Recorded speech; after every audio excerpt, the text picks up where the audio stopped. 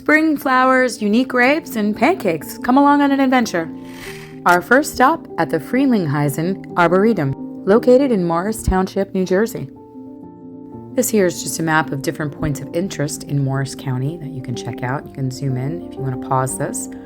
Now I want to point out that it's just early spring, so a lot of the flowers that will be blooming in the next few days, next few weeks, have not just yet. And so we're not going to see them all blooming right now, but it's still a beautiful place to come and walk around and visit on a nice spring day. And I encourage you to come and check out all these tulips when they do finally bloom. A couple of them have popped up, but not all of them yet. Some of them are like, well, I'm going to wait. I'm not sure about the frost yet. See, there's a couple orange ones that bloomed over there and to the right, and a few more along the way. But the majority of the tulips have not yet bloomed, which is quite common because it's only early April. In this area here, they're doing some work over here, so it's not quite ready, but it is quite stunning when all the flowers have bloomed and everything is ready for springtime and summertime. So definitely come back and see it for yourself.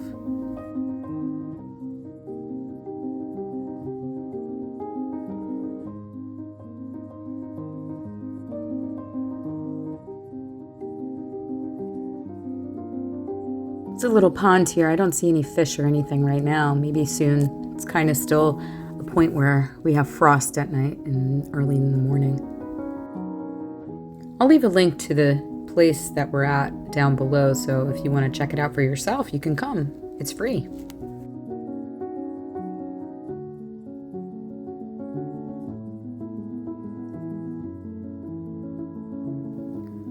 Look at this little bird. We're going to follow him. Where's he going? I see you. I see you. Where are you going?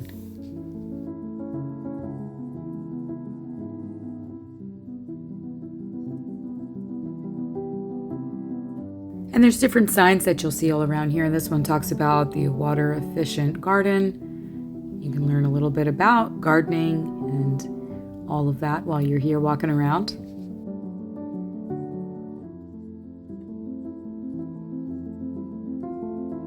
And the daffodils never disappoint. They're usually the first to bloom in the springtime. Probably why they symbolize rebirth and new beginnings. Scientific name is Narcissus, which comes from Greek mythology. And Narcissus, the young man who fell in love with his reflection. During Victorian times, daffodils were given as a token of respect and admiration. Let's go take a look around over this way here. This is where they have a lot of the programs and gardening. They have children's programs. If you come over here around this corner on the right, there's a sign that talks a little bit about that. So whether you're a master gardener or just somebody who wants to learn more about gardening, I would again encourage you to look at the website and see if there's any programs that are of interest, because even the website has a lot of information about garden facts and things to help you learn about how to garden.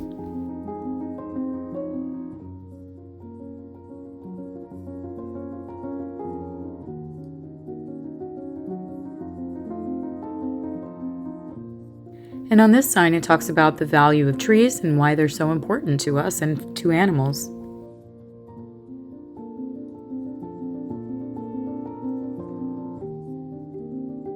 And this sign talks about tree rings, and it explains a little bit about that and how you can determine the age of a tree.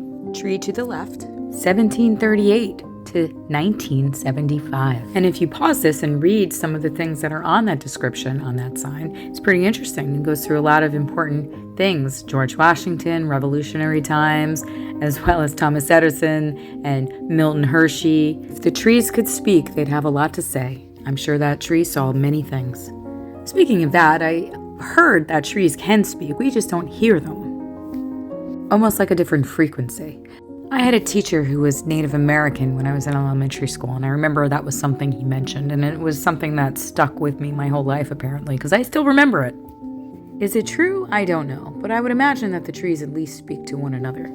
If you know about this stuff or have some thoughts or opinions on it, leave a comment down below. Let me know what you think.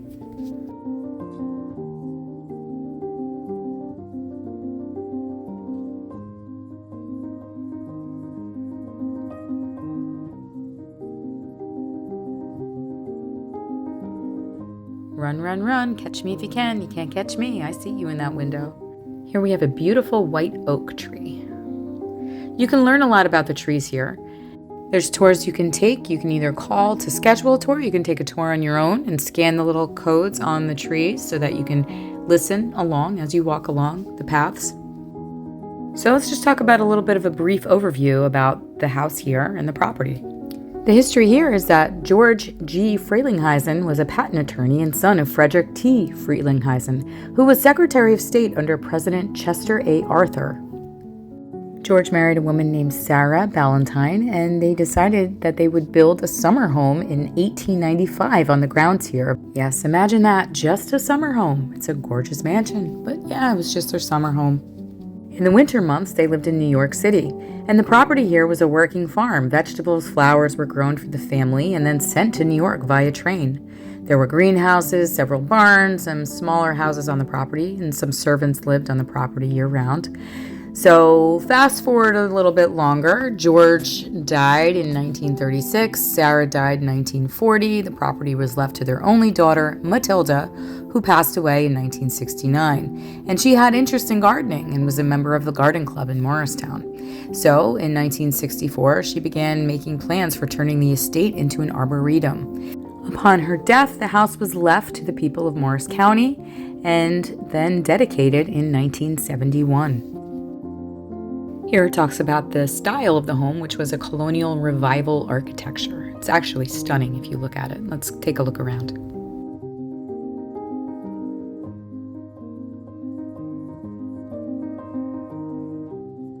So we should give thanks to Matilda for giving the county of Morris this beautiful home and turning it into an arboretum so that we can all enjoy it for free and walk around. These beautiful roses are going to bloom this summer and they're going to be stunning. The Frelinghuysen family is buried at Mount Pleasant Cemetery located in Newark, New Jersey. As it gets warmer, there's a fountain here that is usually on, which is lovely to just sit here on the benches and listen to the water. I love visiting old mansions and gardens like this, and I don't know if you've ever been to Newport, Rhode Island, where they have all the mansions there, but beautiful gardens, right? It's so interesting to see how other people live. You almost walk around and you pretend like, oh, imagine if this was just my summer home, right? Just imagine if this was my summer home. And I'm just here. So in the rose garden here, there's different types of roses. If you walk along, there's little tags which you can read about the different names of each of the roses that they have planted. Many different kinds. Shout out to the Eleanor Wallace Townsend, who walked here into her 99th year. Good for you. See, it's so important to walk, right? A body in motion stays in motion, right? So 99, that's incredible. But of course, not everybody is able to do that. But if you can, then you should, and you must. And while it looks like there's nobody here and I have the place to myself, there are people, in fact, here. And I do a very good job of trying to be as respectful as I can and not get other people in my videos, if possible. It doesn't always work out that way, but I do try to. So I just want you to know that there are people here. It is busy. It's a nice spring day, and I'm just walking along, doing my thing with my family, checking out the sights. There's something about brick with moss or just stones with moss in it. It's something wise, something old. I prefer it, in fact. I'd rather this than if they came in and did a fresh path with cement. And moss is very tough, actually, which is why it can survive on a path where people walk all the time. So all along back in this area, it reminds me of that book, The Secret Garden. And then, of course, it was adapted into the 1993 movie, The Secret Garden, which I was obsessed with as a kid growing up. But look at these views. They're absolutely beautiful. This is behind the mansion. And there is a path that goes down behind it as well, but we're going to go this way and walk and see the cherry blossom trees and everything that they have down here, including the ferns.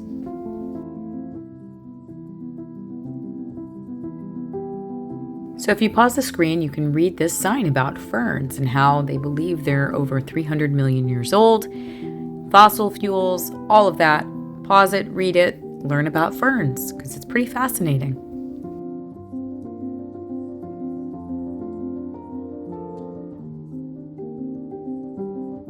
There's a few good spots here to come and just sit and read a book. That's one of them. Past a few other places as well. Some benches and chairs. Let's come around this corner here. Look at this. That looks like a flower itself. It's not, but it looks like one, the way it's spread out.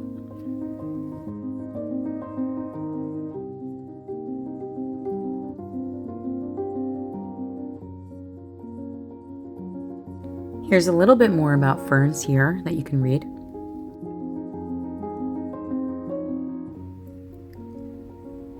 This sign says, "Every blade in the field, every leaf in the forest lays down its life in its season as beautifully as it was taken up.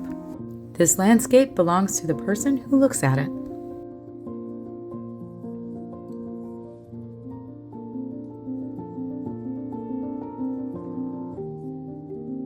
I'm not sure what this is, but it's pretty cool looking, so I thought I'd zoom in on it here. Could be what that sign says, but I'm not sure. Or what these are that have fully bloomed.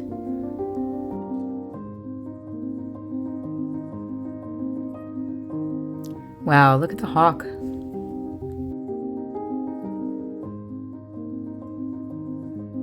Gotta look out for those ground bees. Don't want to get stung by one of those.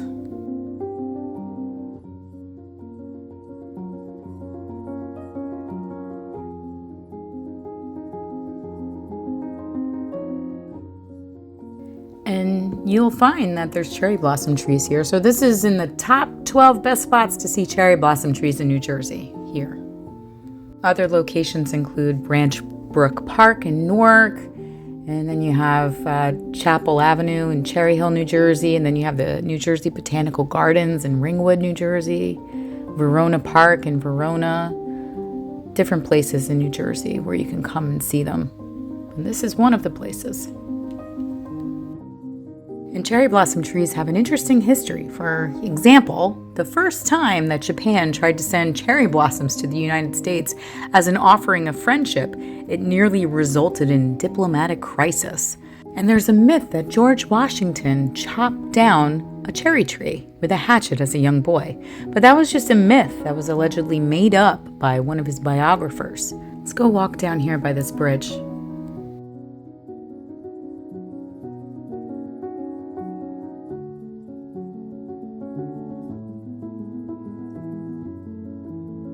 I don't know about you, but I love walking in the springtime, and it's a really good benefit for your body walking outdoors. It supports mental health, physical health, and exposure to natural light helps to regulate your circadian rhythm and boost serotonin, which can improve your mood and reduce symptoms of anxiety and depression.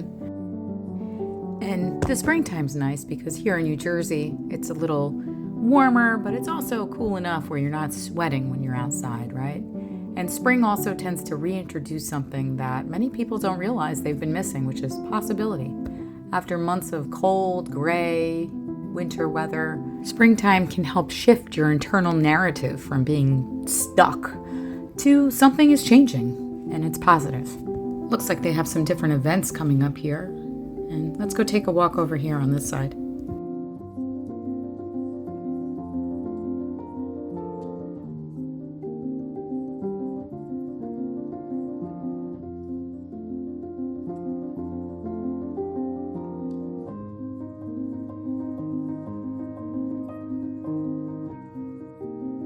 Oh wow, I don't think I've ever been over here. This is like almost like a water basin, swampy area.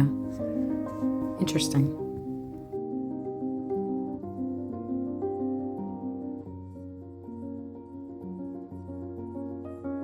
A marsh meadow garden. That's what it is. This talks a little bit about it here. And the water cycle as well.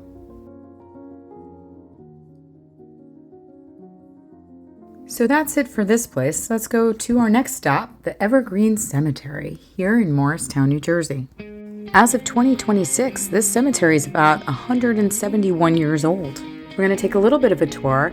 My mom got me this really cool book at some garage sale or something. And so I started to read it. I read the whole thing and I was just so interested. So I said, let me bring the book along and see if we can go find some of the people that are discussed in this book The book was written by a man named Kemper Chambers, who was a historian, and he actually gave tours here. And now he forever resides here as well. Our first stop, I'm going to botch this, Peter A. Poitras, aka Major Tot. A unique man because he was probably the smallest perfectly developed man living.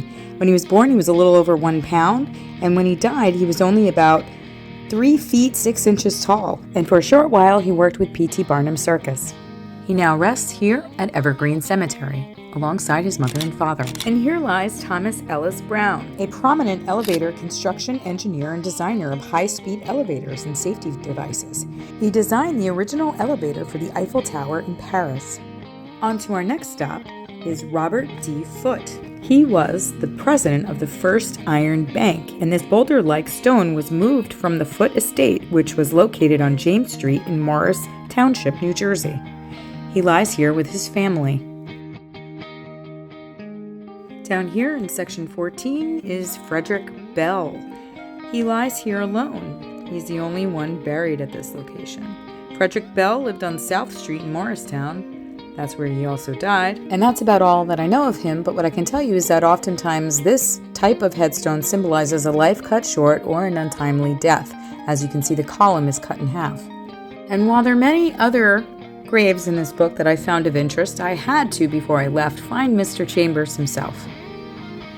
Because he, of course, wrote this book, and I know it was his lifelong mission to keep history alive and to share that with others. And so I thought I'd share it with you because I found this book and I found such pleasure in reading it. And I wanted to come find Mr. Kemper Chambers himself. And so here he is. I have this weird, unique ability of being able to go to a cemetery and find fairly easily graves. Here's a beautiful section for our war veterans. Thank you for your service. I believe they will probably be laying wreaths here, I'd imagine, soon for Memorial Day. The Wickham Blanchley family, Temperance Wickham to be exact.